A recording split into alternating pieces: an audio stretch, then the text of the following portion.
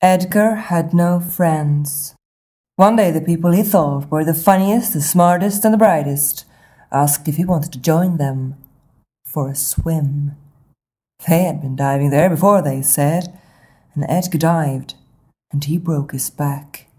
His life is now in a wheelchair. He got loads of friends now, though, also in wheelchairs. Not so smart, or funny, or bright, but they are his own friends, and sometimes they play board game together. 3 small families were living in the river, all vegetarians, never eating liver. A boat came along one day with a fat smoking Dutch. The father fell in love, thought he was quite a catch. But in shame of what they did, they almost burned their houses down.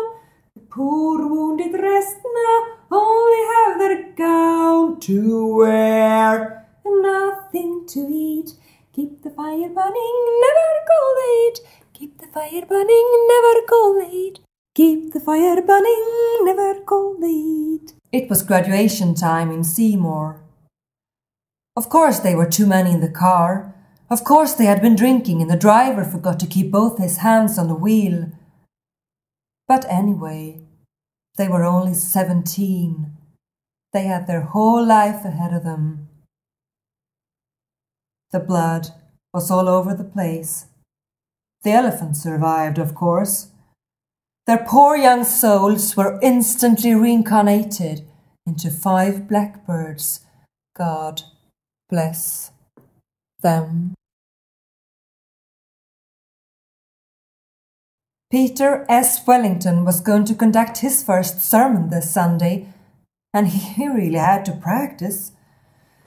Then I looked on all the works that my hands had wrought, and on the labour that I laboured to do, and behold, all was vanity and vexation of spirit, and there was no profit under the sun. Ecclesiastes chapter 2, verse 11. He was doing quite well when Sunday arrived. But unfortunately, only his mother came to listen.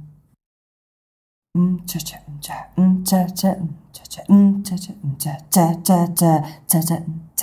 little horse was jumping in the fur. The horse was white and didn't like his black dots. The woman paid a lot and all the dots were gone. The war against the ugliness is forever won.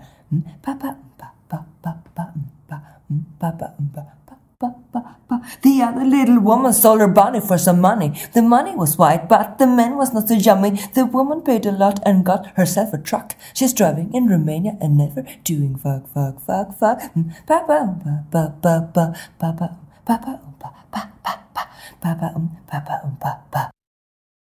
They ran the factory together, the perfect little family. 2 nice children always behaving like they should.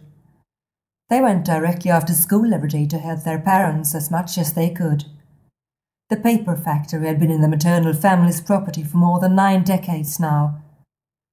And it wasn't the ugly word she had written all over the paper rolls, already sold to a Middle Eastern country, that hurt the most. It was the fact that she never came back. 2 children, 7 and 12 years old, never saw their mama again. Listen to the call of the heat pump. Wherever there's a cold breeze touching your heart, an important job has to begin. Transform this coldness into warm, loving energy. This job is mine. For the sake of all people and the air around this world, let it also be yours. Take care. HP Heat Pump 2011.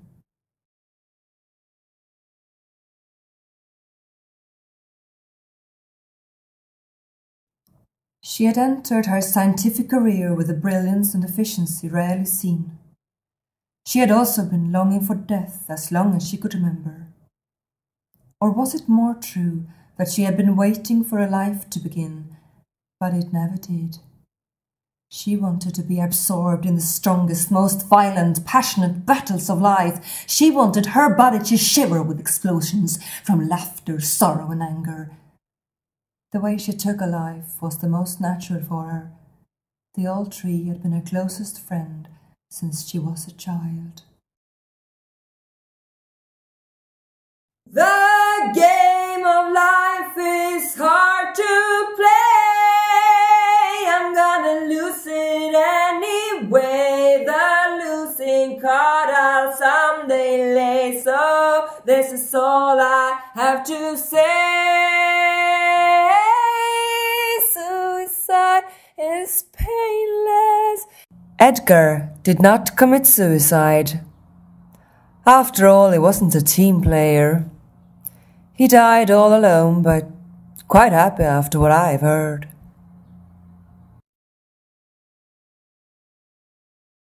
I think it's very important with a beautiful funeral. If there's any message I would like to give to you this evening, it is to make sure you will be surrounded by white and pink flowers when you've entered the shadows of death. Make sure everybody who is there to say goodbye to you are properly dressed in the very right colors. They were all there to wish the young scientist a pleasant journey. I mean, Edgar was there, the factory family. Well, this was before the mother ran away. The old whore in Romania came, the poor bastards on the river, the heat pump keeper, and even Peter S. Wellington.